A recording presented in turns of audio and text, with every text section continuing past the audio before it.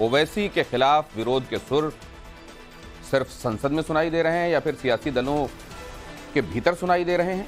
ऐसा नहीं है, बल्कि सड़क पर भी उनके खिलाफ बवाल शुरू हो गया है। बीती रात दिल्ली में ओवैसी के दिल्ली के सरकारी आवास पर उनके नेम प्लेट पर कुछ लोगों ने कालिख पोत दी और विरोध में पोस्टर भी घर के बाहर चस्पा कर दिया। देश के कई शहरों में ओवैसी का पुतला तक जलाया गया। राष्ट्रद्रोह का केस भी दर्ज करने की मांग की गई। एक तो संसद से लेकर सड़क तक ओवैसी का विरोध तेज होता जा रहा है, दूसरी तरफ उनकी सांसदी भी खतरे में।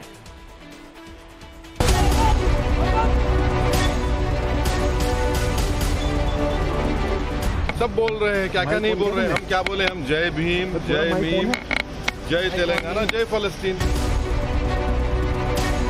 मेरे गले पे छुरी भी रख देंगे तो नहीं बोलूंगा मैं, क्योंकि हिंदुस्तान के कॉन्स्टिट्यूशन में कहीं पर भी लिखा हुआ नहीं है भारत माता की जय बोलना। हिंदुस्तान के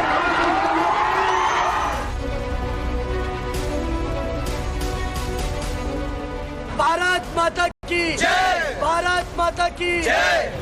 और खुद प्रधानमंत्री इस तरह के लोगों को रेडिकलाइज कर चुके हैं। मैं असदुद्दीन ओवैसी, जिसे लोकसभा का रुकन मुंतखब किया गया है, ये कभी कभी नहीं हो रहा है।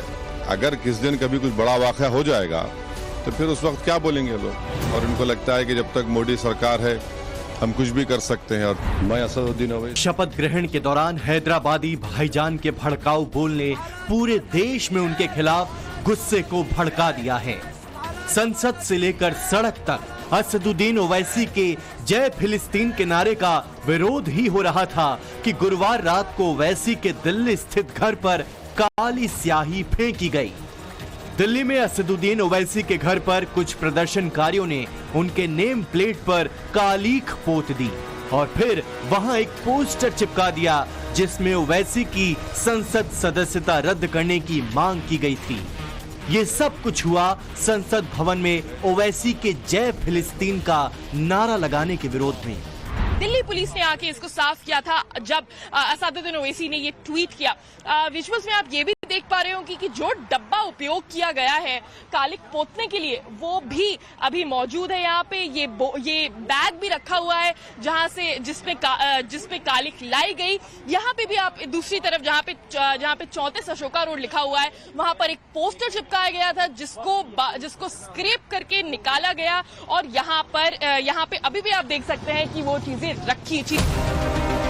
दिल्ली के सरकारी बंगले पर नेम प्लेट पर स्याही के पोते जाने, भारत माता की जय और आई स्टैंड विद इजराइल के पोस्टर लगाए जाने से हैदराबादी भाईजान इस कदर तिलमिलाए कि वो सीधे सीधे प्रधानमंत्री नरेंद्र मोदी पर ही हमलावर हो गए।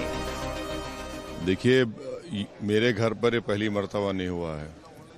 ये कम से कम 10 से 15 मर्तबा इस तरह के वाक़यात हो चुके हैं और ये इसलिए हो रहा है क्योंकि देश में जो नरेंद्र मोदी की सरकार है और ख़ुद प्रधानमंत्री इस तरह के लोगों को रेडिकलाइज कर चुके हैं। जब प्रधानमंत्री खुद कहते हैं कि घुसपैठी है मुसलमान और इनके कपड़े देखकर पहचानो, तो इन लोगों को हिम्मत मिलती है।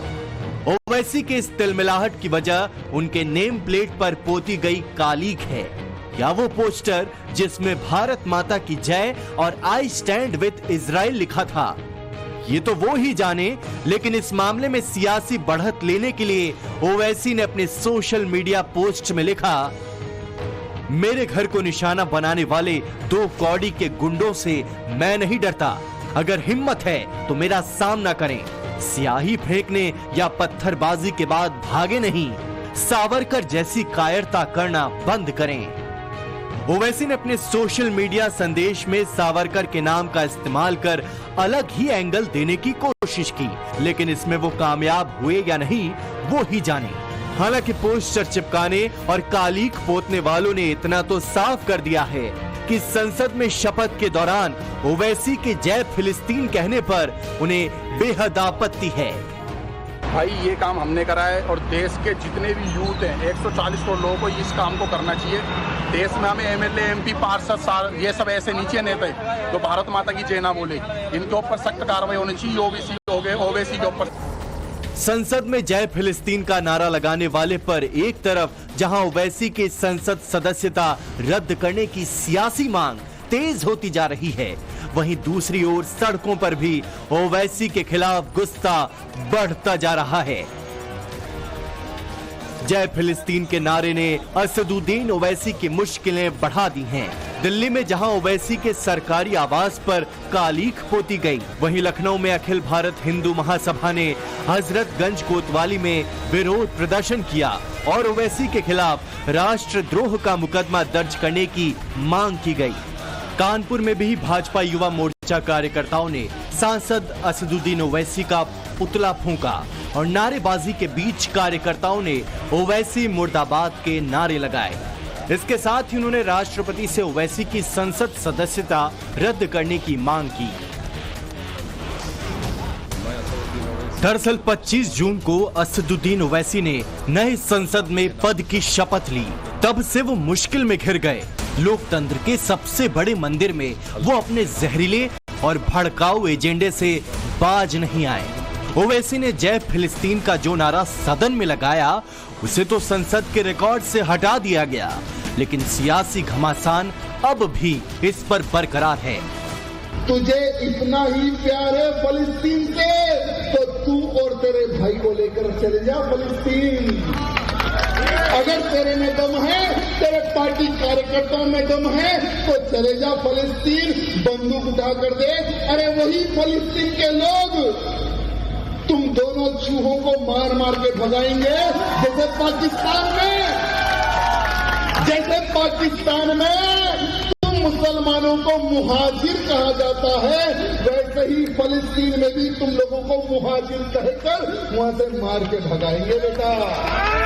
कहीं ये हमास के तो नहीं, कहीं ये हमास के लिए काम तो नहीं कर रहे हैं? ये क्या करने लग गए हैं? अपना नाम करने के लिए, अपना खुद गर्जी के लिए क्या ये देश को भी दांव पे लगाना चाह रहा है? हम यही मांगते हैं कि इसका सही तरीके से नेशनल सिक्योरिटी काउंसिल वाले इनका जांच पड़ताल कराइए। जिन्होंने क्या क्या कहा नहीं कहा तो सब आपके सामने है, सब बोल रहे हैं, क्या क्या नहीं बोल रहे हैं। हम क्या बोले? हम जय भीम, जय मीम, जय तेलंगाना, जय फिलिस्तीन। तो उन्होंने फिलिस्तीन पे ऑब्जेक्शन उठाया है बीजेपी। कैसा खिलाफ है? कैसा खिलाफ है? कैसा खिलाफ है बताइए, बताओ कौन सा संविधान का प्रोविजन है? अच्छा, तो आप कह रहे हैं आपने, अरे सबने क्या क्या कहा वो जो सुन लीजिए ना। जी किशन रेड्डी ने विरोध किया, वो करते हैं, उनको कानून का विवादों में घिरने के बाद भी ओवैसी की फितरत बदली नहीं है और अब भी वो विरोध करने वालों पर ही उल्टे सवाल दाग रहे हैं। लेकिन कई नेताओं और कानून के जानकारों ने आर्टिकल 102 का हवाला देकर राष्ट्रपति को चिट्ठी लिखकर ओवैसी की संसद सदस्यता रद्द करने की मांग कर दी है। कल मैंने राष्ट्रपति महोदया को एक याचिका दायर की है उनके समक्ष, और उसमें साफ साफ लिखा है कि आर्टिकल 102 के तहत ओवैसी जी को डिस्क्वालीफाई किया जाए और उसके लिए 103 में मामला इलेक्शन कमीशन में भेजा जाए, उनकी रिपोर्ट मंगाई जाए। We have no any kind of enmity with Palestine or any other country. The only issue is while taking oath, is it proper for any honorable member to raise the slogan praising another country? We have no problem with any other countries, but whether it is appropriate or not, we will have to check the rules. Some members have come to me and complained about the raising of Palestine slogan at the end of the oath. We will see the rules first. अनुच्छेद 102D कहता है, अगर कोई सदस्य किसी विदेश राज्य के प्रति निष्ठा जताता है तो उसकी सदस्यता निरस्त की जा सकती है। जबकि 103 के मुताबिक यदि अनुच्छेद 102 के तहत कोई अयोग्य पाया जाता है तो उस सांसद की सदस्यता पर अंतिम फैसला राष्ट्रपति का होगा। ओवैसी के लिए टेंशन की बात यह है कि वो संसद में अपनी पार्टी के एकमात्र सांसद हैं और इस मुद्दे पर उन्हें विपक्षी नेताओं का साथ भी नहीं मिल रहा। कोई आवश्यकता नहीं थी इन चीज़ों की। हम सभी हिंदुस्तानी हैं, हम सभी संविधान को मानने वाले लोग हैं, लेकिन ये स्पीकर साहब का और उसका फैसला है, वो उसे कैसे लेते हैं। फिलहाल ओवैसी की सांसदी पर तलवार लटक रही है। बीजेपी और उसके सहयोगी दल लगातार ओवैसी के खिलाफ उन पर एक्शन की मांग कर रहे हैं और इसी के साथ ओवैसी के बयानों के वो पुराने वीडियो भी वायरल हो रहे हैं जिसमें वो भारत माता की जय कहने से इनकार करते नजर आ रहे हैं। तो हम पूछना चाहते हैं आरएसएस के मोहन भागवत साहब से कि उन्होंने नागपुर में कहा कि मुल्क में ऐसे लोग हैं कि वो नारा नहीं लगाते भारत माता की जय का, उनको सिखाना पड़ेगा। मोहन भागवत साहब, मैं नहीं लगाता नारा, क्या करते आप? नहीं बोलता मैं, मेरे गले पे छुरी भी रख देंगे तो नहीं बोलूंगा मैं, क्योंकि हिंदुस्तान के कॉन्स्टिट्यूशन में कहीं पर भी लिखा हुआ नहीं है भारत माता की जय बोलना। हिंदुस्तान के संसद में जिन ओवैसी की भारत माता की जय के नाम पर जुबान सिल जाती है, अब वही ओवैसी अपने फिलिस्तीन प्रेम को लेकर बुरी तरह से घिरते जा रहे हैं और उनका विरोध भी तेजी से बढ़ता जा रहा है और इस विरोध में कुछ लोग सीमाएं भी लांघते नजर आ रहे हैं। आणि हिंदू राष्ट्राची काय ताकद आहे हे आम्ही दाखवायला तयार आहे। अशा ओवेसीची जीभ छाटून कर्मचाऱ्यांचा भर चौकात त्याला उभं करायला पाहिजे आणि हे कोण अगर छाटणार असेल तर त्यांनी माझ्याकडे यावं आणि पारितोषिक घेऊन जावं। गुरुवार को ओवैसी के घर पर कालीख पोतने की जो घटना हुई उसे लेकर लोकसभा स्पीकर ओम बिरला ने चिंता जताई और कार्रवाई का भरोसा दिया। साथ ही दिल्ली पुलिस मुख्यालय के पास हाई सिक्योरिटी जोन में हुई इस घटना के कारण ओम बिरला ने दिल्ली पुलिस के आयुक्त को तलब भी किया है। अफसोस ये है कि जो दिल्ली पुलिस के हेडक्वार्टर के सामने मेरा घर है, इलेक्शन कमीशन ऑफ इंडिया मेरे पड़ोसी हैं और उसके बावजूद भी एक शख्स आकर इंस्टाग्राम पे जो प्राइम मिनिस्टर का डीएम लगाता है वो वीडियो बनाकर कहता है कि ये घर ओवैसी का है और उसके 10-15 मिनट के बाद ये लोग आते हैं।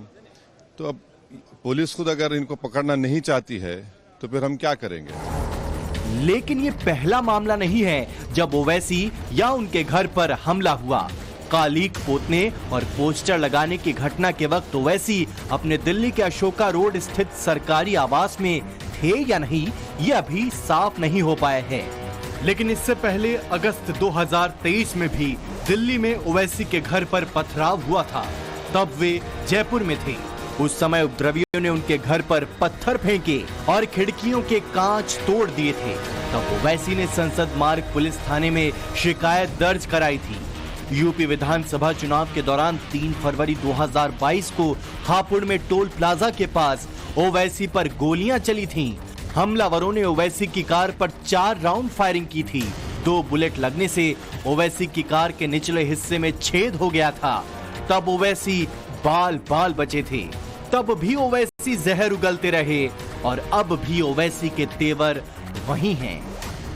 हम बीजेपी के लोगों से कहना चाह रहे हैं, तुम क्या कर सकते, तुम सिर्फ जान ही तो ले सकते हो ना।